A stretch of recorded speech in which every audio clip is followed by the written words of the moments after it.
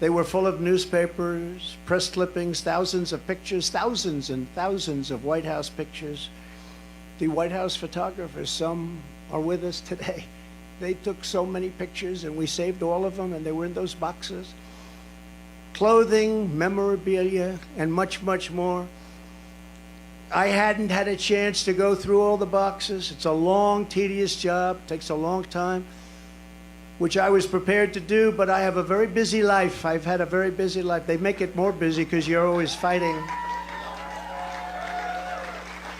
And under the Sox decision, there seemed to be no rush. I wasn't in a rush because that decision was a law.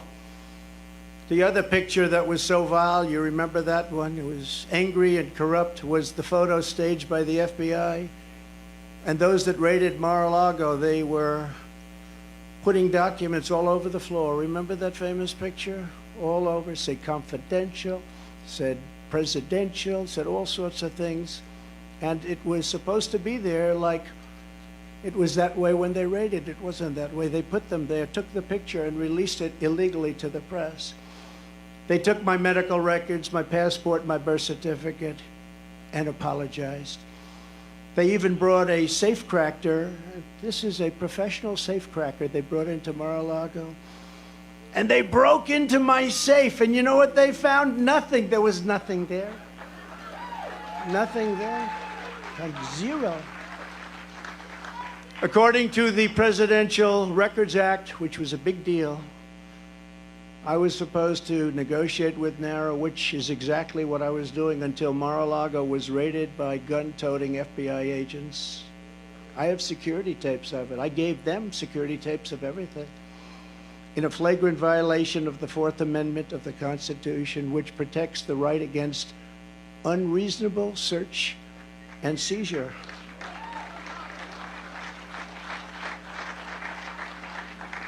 And Sebastian, you covered very well, I must say. Very well. I'm not the one who thinks I'm above the law. I'm the one that followed the law. I'm the only one. It's Joe Biden and his corrupt Department of Injustice who think they are above the law. Never before have the two standards of justice in our country been more starkly revealed. Joe Biden had troves of classified documents from his time as vice president and even as a senator, which was completely and totally illegal. In fact, other senators heard about it. Dick Durbin heard about it. You have to see his response. There's no way that's totally illegal. Took him as a senator out of a skiff. They were shocked when they found out. They actually thought it was impossible to do. Biden sent 1,850 boxes to the University of Delaware, making the search very, very difficult for anybody. And he refuses to give them up, and he refuses to let people even look at them. And then they say how he's behaving so nicely. Many of Biden's classified documents were in Chinatown, D.C., Chinatown, which is shocking considering his family received so much money from China. I wonder how many times the friends of ours from China reviewed those documents. Chinatown, D.C. Others were unsecured at his so-called Penn Biden Center in Washington, which paid Biden approximately $1 million a year. The money supposedly coming from China, and still other classified documents were strewn all over his garage floor, where his now famous Corvette is stored. He's so proud of that car. There was no security, and the door was left open most of the time. It was open. All of those classified documents, all of those documents strewn all over the floor, piled up like junk. Unlike me, who had absolute declassification authority as president, Joe Biden as vice president had no authority to declassify and no right to possess the documents. He had no right. Instead of falling under the Presidential Records Act, Biden's actions fell under a much stricter Federal Records Act, which has very, very tough criminal penalties. Yet nothing happens to Crooked Joe. Nothing happened. Have you heard anything about the big search for his documents? No, only me.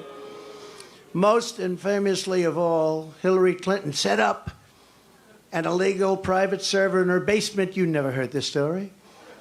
with the deliberate intention of violating public information laws so she could hide her pay-for-play scandals at the Clinton foundations or whatever. Hillary stored vast quantities of classified and sensitive information on her illicit server. Some of it happened to leak. It leaked into Anthony Weiner's computer. Remember Anthony Weiner? Into his computer. You don't want to be on his computer. And all of it was illegal because, thankfully, she was never president. She didn't have the powers to declassify. Thank you. Thank you. She didn't have the powers to declassify. It's a big difference. And neither did Joe. You know, Joe didn't have. Do you mind? Have a drink. It's a little bit cooler than it was, but it's pretty hot out here. Thank you. Happy birthday. Happy birthday. Great birthday.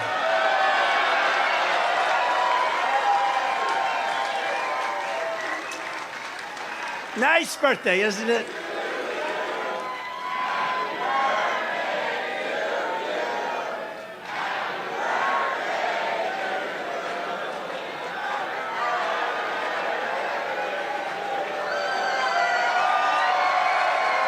Nice birthday.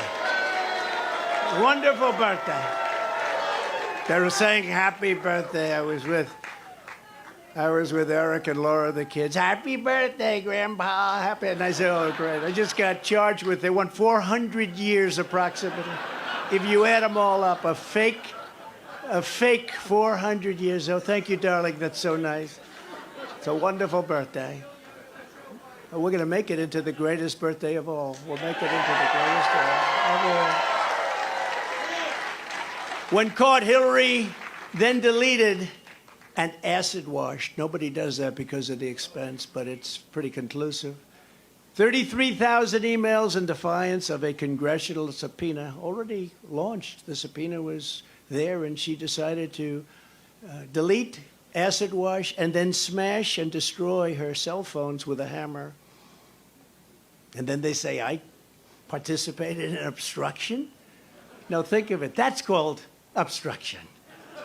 There's never been obstruction as grave as that. She did this in the face of everything, and yet nobody did anything about it. The FBI and the DOJ protected her, did not issue subpoenas, did not use a grand jury, did not execute search warrants, and then the corrupt head of the FBI, James Comey, declared no reasonable prosecutor would bring a case. Can you believe it? And that was just one of many items. Hillary Clinton broke the law, and she didn't get indicted. Joe Biden broke the law, and in many other ways we're finding out, and so far has not gotten indicted. I did everything right, and they indicted me. But, you know, we're serving as a great example. In the case of Bill Clinton's national security advisor, remember that? Sandy Berger. He was caught stealing classified documents from the National Archives, very big ones, very important ones, by stuffing them in his pants. That's pretty. And putting them also in his socks. And he destroyed them and cut the tape with scissors, cut them all up. What Berger did was highly illegal, but he was given nothing, no jail time, nothing. Nothing happened. There are countless other examples. Bill Clinton, who I happen to like, hard to believe, right? Before I did this, I was actually quite friendly with him. Nice guy. They should have used him a little bit more as an advisor on the 2016 election. He said, you know, you better get to Wisconsin, you're going to lose. No, we're not. You better get to Michigan, you're going to lose. No, we're not. They did. Bill Clinton lost the nuclear codes, and absolutely nothing was done about it. He lost the nuclear codes. The George W. Bush White House lost 22 million emails, a record.